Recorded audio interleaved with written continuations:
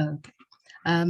Good afternoon, everybody. My name is Patience, and I'll be presenting on my master's study, which is a feasibility assessment for population restoration for the Southern Ground-hornbills in the Lowveld of South Africa.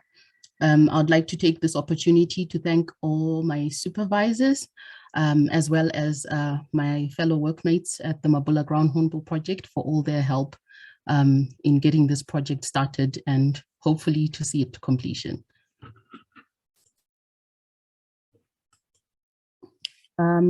So as other speakers have highlighted before, the Southern Ground-hornbills are endangered in South Africa. At our latest estimates, it is estimated that we have about 600 groups, and these birds are only occurring in the 4 provinces of Limpopo, Mpumalanga, the Eastern Cape, and KwaZulu-Natal. And of this population that we have in South Africa, our latest sightings records and studies have shown that it's about 60% of the population that is currently occurring in the Greater Kruger National Park.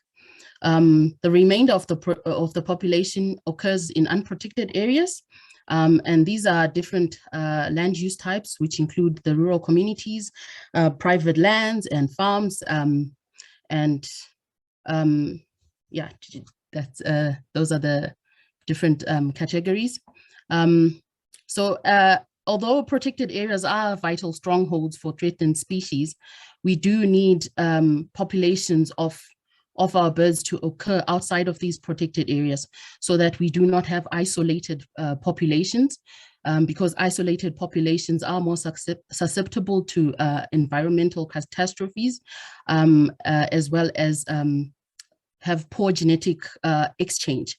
So the linkages between these populations in protected areas are vital to maintain the genetic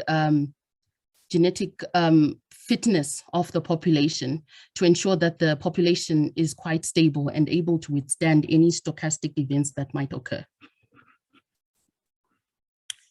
So Southern Ground-hornbills have been described as habitat generalists who are quite able to tolerate variations in habitat.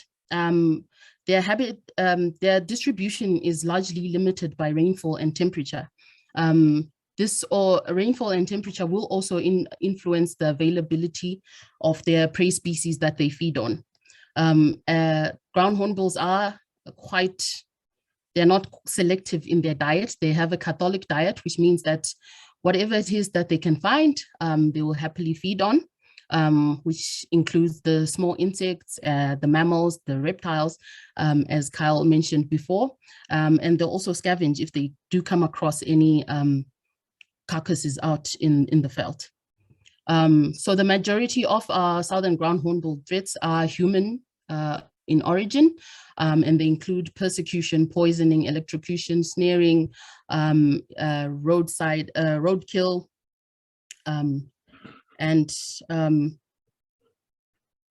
yeah, there are quite a lot of threats that the birds are facing.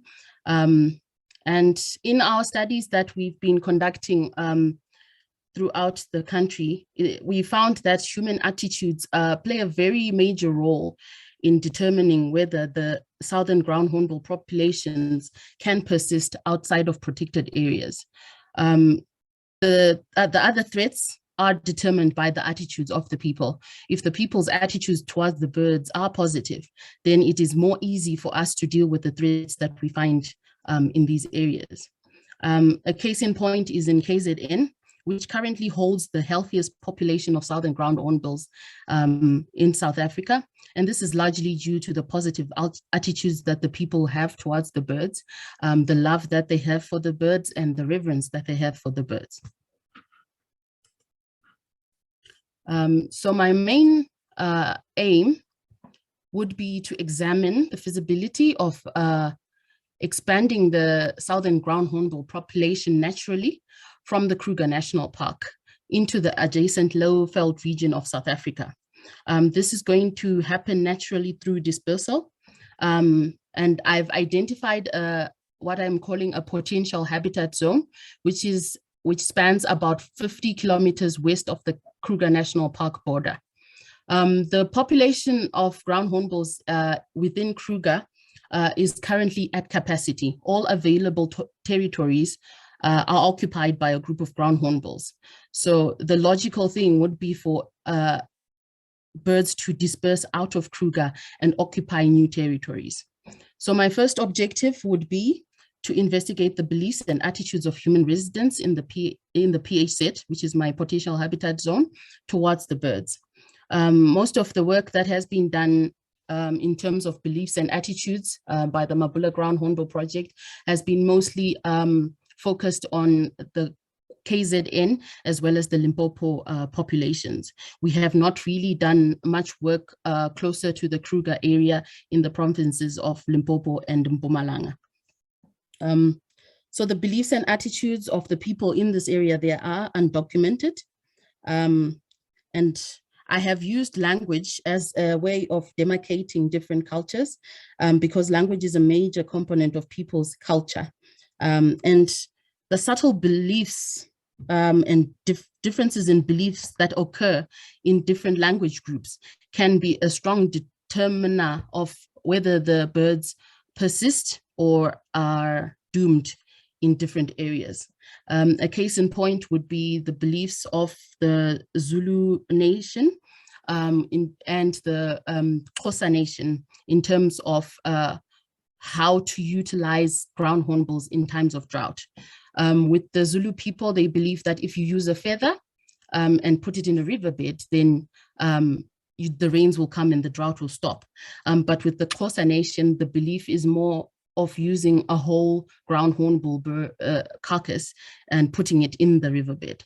So that might determine whether people will actively go out to kill birds or will just be happier maybe to look for feathers at their nest sites or within their territories where the birds have been shedding their feathers.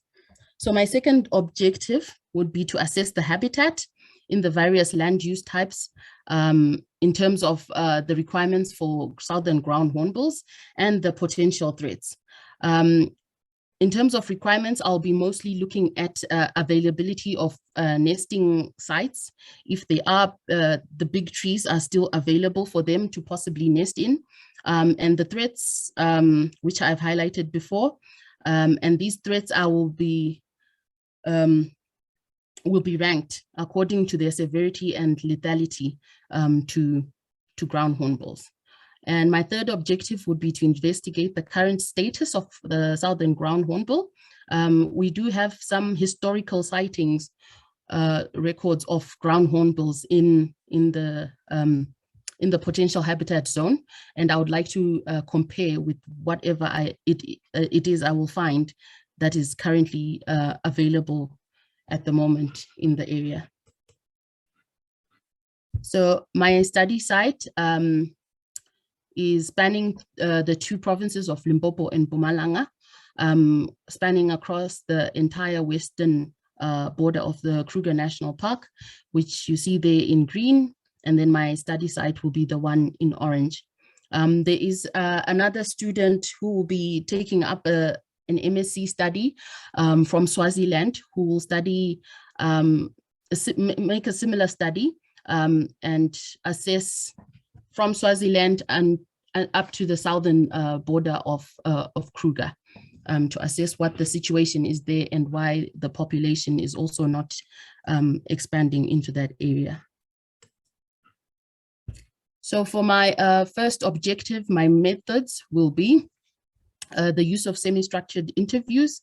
I have a questionnaire that I've compiled, and these will be the interviews will be made with all language groups in the PHZ. Other languages that I've identified that do occur there at the moment are Sepedi, Afrikaans, Seswati, English, Tshivenda, and Xitsonga. But there is a possibility of finding other groups of people due to the increase in migration that has been occurring in the country. So my initial pilot study will be done in 3 areas. This is just to test my questionnaire to assess whether it will provide the relevant data that I require. And then after the initial pilot study, I will refine the questionnaire and then do 2 more subsequent rounds of data collection. All these will be done in accordance with the Protection of Privacy Act and relevant COVID-19 protocols to maintain safety. I do have a supplementary data collection method, which will be focal groups, which will be done with a minimum of about 10 individuals per group. And this will be I would say a quick way of obtaining data where possible. So for my potential habitat assessment, initially I will conduct a large-scale assessment of the PAZ, which will be done by using an overlay. And I will overlay the land use layer with data layers of possible known threats that might occur within the PAZ. And I'll make comparisons between historic sightings. We have sightings going back as far back as the 1800s of ground hornbills within the area. And I'll compare with current sightings to ascertain whether ground hornbills are present or have disappeared from different land use types. So areas with historic record but no current sightings will then be grouped according to land use type, and then I will ground truth using visual assessments as well as data obtained from the interviews. As we all know, ground hornbills are very hard to census. It's very hard to pick up a group of ground hornbills due to their large territory sizes and sometimes their behavior of hiding away from people as soon as you approach them. So the threats that I will identify in the different land use types will be ranked according to the ranking that was outlined in the biodiversity management plan that was completed in 2020. For the Southern Ground-hornbill population status, this will just be opportunistic sightings. Where we do get any sightings of ground hornbills, they will be recorded and mapped. And we will also collect data from the interviews of any historical sightings up to 10 years previously within the potential habitat zone. And this is where citizen science comes in, because places where non-birders are found, these could be places where we have groups that nobody knows of. So we will obtain the data from there. And then the data that I will collect will be analyzed. The habitat data, I will use an ANOVA to identify, to analyze the levels of threat in the different land use types. And then for QGS will be used for the extent of different land use types within the PA set to quantify what is the major land use type within my study area.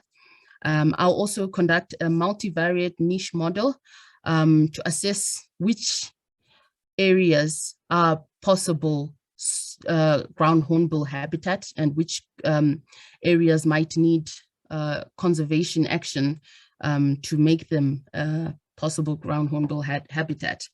And for my perceptions data, I'll be using Microsoft Excel because my questionnaire is, I would say it's a straightforward questionnaire with short answers, but with opportunity for the respondents to elaborate more where they feel the need. So they will be easier to analyze using Microsoft Excel. This is my timeline. basically from April when I registered, it's been experimental design and my ethics applications. And then as of November, I'll be collecting the interview data. And then from January to April, I'll be collecting habitat data. These are going to occur almost concurrently in order to save on resources. And then after the collection of data, I will do the analysis and write-up. And hopefully, if all goes well, I'll be able to submit at the end of November in 2022. Thank you, ladies and gentlemen, for your time. That's the end of my presentation. Thanks very much, Patience. That was great. Are there any questions for Patience?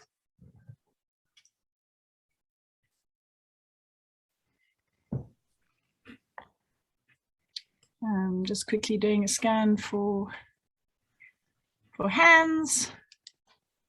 Nope, you're lucky, P, you've escaped. Nope, Louise, you didn't escape. Louise, question from you? Thanks. Thanks so much, Patience. What a nice presentation. I'm looking forward to seeing how your project progresses. I was just wondering if you can maybe give us a little bit of a sneak preview of what you think you're going to get. So what do you think you're going to find when you talk to people out there, and you know, in terms of their knowledge of ground hornbill and their beliefs, and maybe potentially any sort of value that they might attribute to ground hornbill? What do you think is going to happen? Thank you, Louise. I'm thinking the older generation might have some sort of a value to the birds, depending on the different language groups, because I've had, I would say, informal talks with people from some of the areas, and yeah, there is I would say there is that I would say it's universal. I don't want to use the word universal, but there seems to be some value attributed to the ground hornbills throughout their range, just because of their fascinating appearance, I would say. But yeah, I would say there would be some value, especially in the older generation. But maybe with the youngsters, because of technology and everything, they might not be. They might not have that value system still for positive attitudes towards the birds.